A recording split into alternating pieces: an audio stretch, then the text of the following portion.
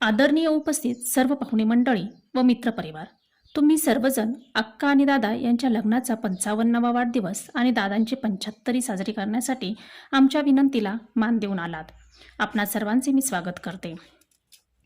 अक्का आणि दादांच्या लग्नाचा वाढदिवसानिमित्त मी थोडक्यात त्यांचं जीवनपट आणि माझे मनोगत तुमच्या सर्वांसमोर मांडते.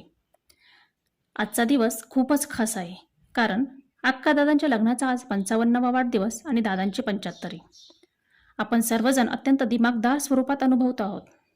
हा क्षण केवळ एक कार्यक्रम नाही, तर एका संघर्षमय पण तेजस्वी प्रवासाचं जिवंत दर्शन आहे.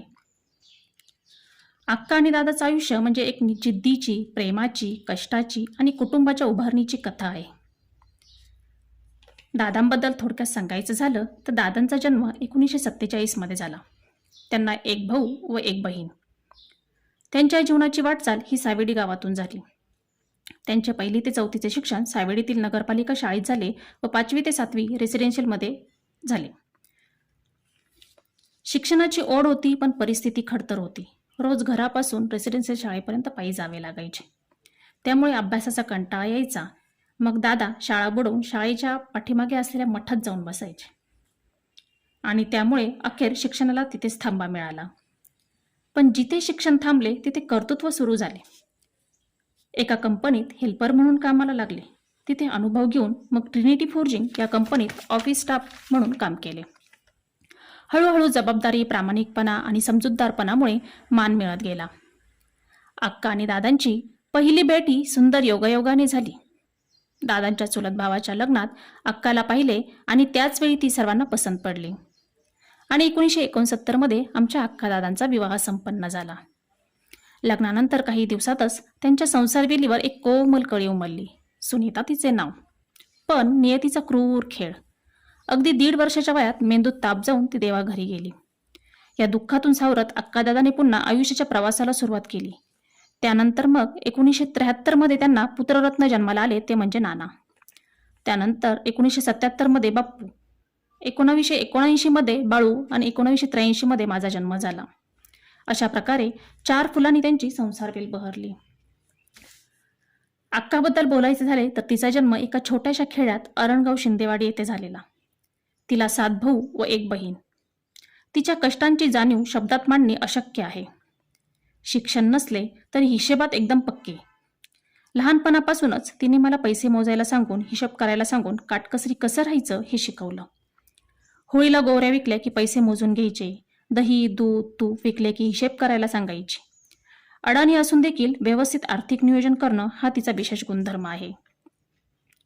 शेतातील काम, घरातील जबाबदारी, स्वयंपाक, सणवार हे सगळं स्वतःच्या खांद्यावर घेऊन तिने हा संसार उभा केला. मी लहान असताना मला आठवते, शाळेत जाताना ती रोज 2 रुपये मला खाऊसाठी द्यायची. स्वतःसाठी ती कधी जगलीच नाही. तिने फक्त आणि फक्त आपलं कुटुंब कसं चांगलं जगेल हेच पाहिलं. आम्ही लहान असताना परिस्थिती अत्यंत बिकट होती.